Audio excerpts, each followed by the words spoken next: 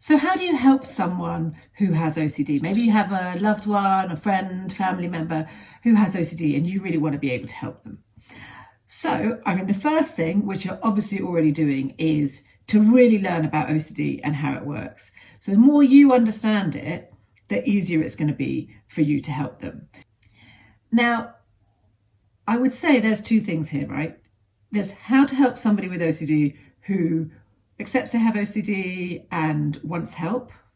And there's how to help somebody who doesn't want help. Maybe they're in denial, or maybe they just don't see it as a problem themselves. And how do you help them? Okay, so that is a whole bigger question, isn't it? And I'm going to make another video about how to help someone who doesn't want to be helped. Okay, so coming back to how do you help somebody who is willing to have your support. So you've understood what OCD is about. You've maybe even helped them to understand better. You've pointed them in the direction of things, or maybe they're already ahead of you on that. Either way, that's your best first port of call. Then I guess the thing is, one of the things is that when you're somebody who isn't the person suffering from OCD, firstly, it's probably impacting on you, especially if this is someone who is who you live with, it's probably impacting you in quite a big way. And so it can be really tempting to try and kind of fast track that person to change. But you have to remember that this is not something that somebody is choosing, however much it might look like it, and however much it might seem like, oh, they could just not do that, or they could just be different. It's really not that easy, because if it was easy, they would already have chosen to do it differently, right? So you have to be patient. You have to get on board with what they're doing and where they're at with it, okay? Because a small incremental steps that might be making a big difference to them and how they feel are not always seen by the people around. So you might see that person still asking for loads of reassurance, or doing lots of checking, or still performing lots of compulsions like hand washing, or still insisting on things being a certain way. And whilst, yes, we want those behaviours to change, it takes time. And what I notice when I'm working with people and their families is that often it's hard for the family because they're not seeing the kind of change they want to see. But every small thing that somebody does, even if you're unaware of it, is one step ahead in terms of helping that person to be fighting against their OCD. So I guess that's my thing, is patience and expectation, okay? Because if you're expecting massive change all of a sudden, it's probably not going to happen, okay? But with patience and by supporting that person, what you want to be doing is sort of, maybe if they want to, they can talk to you about what their goals are, what are they working on at the moment, what are the things they're trying to change, what are the exposures that they're trying to do. And it may be that it's something that is really low on their hierarchy, that isn't going to make any difference to your world right now. But don't forget that if they're starting change down there and it's not making any difference to your world right now, over time, they're going to move up, and that's going to start making a difference to your world as well as theirs. Okay, now the next thing that I think is super important is understanding the role of reassurance. And you might have heard about this before. So reassurance is the thing that you're probably aware of because you get asked for it all the time. For most people with OCD, will seek reassurance in one way, shape or form. Whether that's like asking you, oh, did you see me do that? Did I do that? Or, did I definitely lock the door? Or I'm not a bad person, am I? Do you think I, whatever. There's so many questions. There's so many ways that people seek reassurance, and often they're quite cunning. And again, this is not them seeking the reassurance. It's like kind of the OCD, is driving them to do that. And yes, it can be very, very irritating. But there's two kinds of reassurance, right? And I think sometimes it can get confusing. You are absolutely allowed to reassure that person that you are there for them, you want to help them in this journey, that you believe in them, right? So that kind of reassurance that's nothing to do with their OCD is totally fine, right? It's not that you have to not reassure them that you love them or that you're there for them. Except obviously if they have relationship OCD, then they keep asking if you love them. That's different. But you're allowed to take a stand for them, and you're allowed to provide that kind of reassurance that's not specific to do with the content of their OCD. Okay. And actually that's super important. They need to know that they've got your support.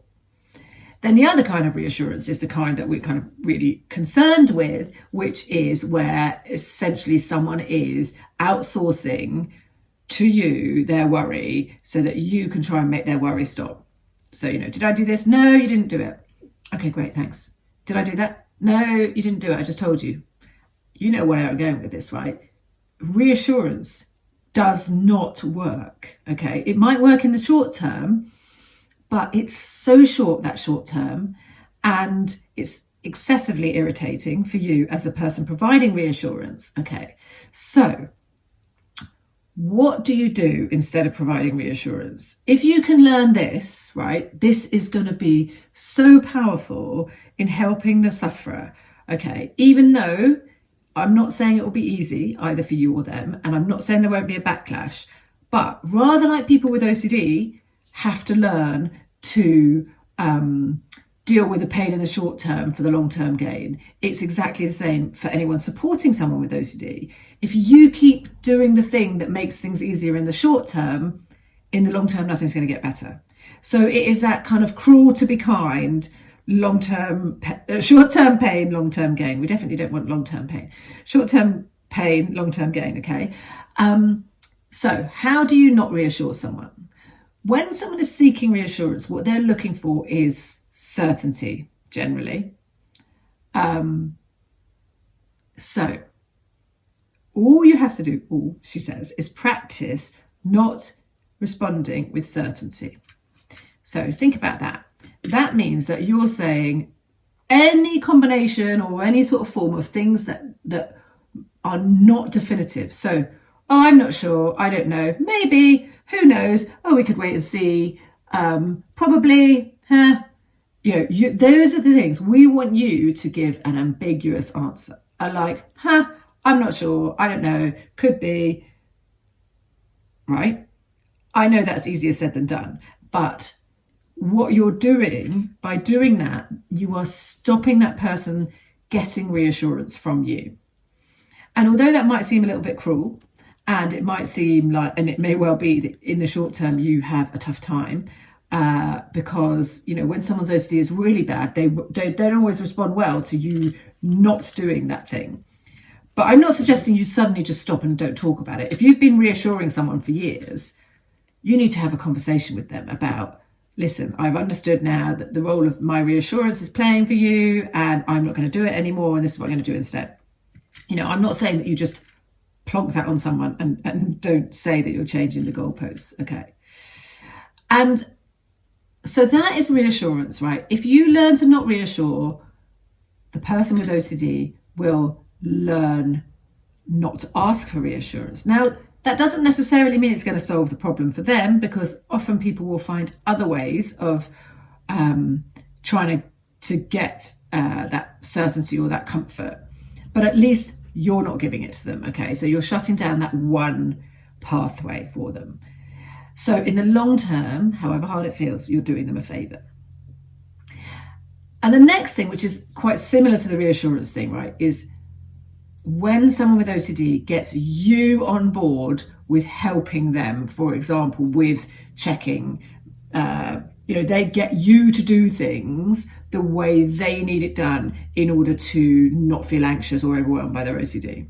Okay, so if you are doing that, you're basically, that's like OCD by proxy. If you're coming in the front door and, taking off your shoes and undressing and going up the stairs without touching anything and put stuff in the laundry basket because that's what's been demanded of you, you're basically aiding and abetting the OCD. Now, again, if you are someone who has been got caught in this trap, and maybe this has been going on for years or days, who knows, but if this has been going on for you, again, I'm not suggesting that you just say, right, not doing it anymore, that's it. Okay, because that's quite tough for somebody. So it may be, again, that you have to have a conversation about it, and you have to work towards it where you say, right, you're going to work on this, And as you work on this, I'm going to slowly stop doing this, because just by pulling the rug, if it is completely overwhelming for them, it's not going to work. So you've got to work together with that person to achieve their goals, rather than just say, well, I'm not doing it anymore. Okay, but always bear in mind, like, are you helping your friend, family member, loved one, whoever? Are you helping that person to overcome their OCD, or are you helping them to just get through that moment?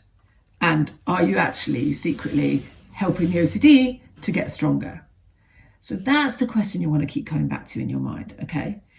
Because as tough as it might be, the more sort of firm you can be in your own self and not giving in because it's easier in the short term, the better role model you are as well for them.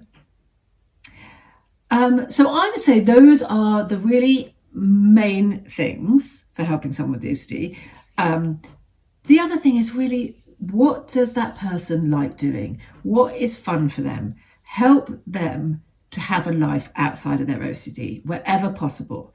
You know, the happier someone is, the more fulfilled someone is, the easier it's going to be. Now, I know that's not always possible, but, you know, spending time with someone, getting them engaged with something, you know, is super important. And if that can be something outside of the house, something kind of exercise related, or something that they're super into that gets their attention out of their head, that is going to also be really powerful in helping them, because of course the better their mood is, the easier it is for them to fight against OCD. I think the fact that you're even watching this video is really amazing, and it's so important for people suffering to have people in their lives who understand and who are willing to really try and help them. So you should just be like super proud of yourself for actually taking this time and effort. And, you know, knowledge is power. So together with that person, if they're ready and they're willing to go through the short-term pain, you can make a massive difference together.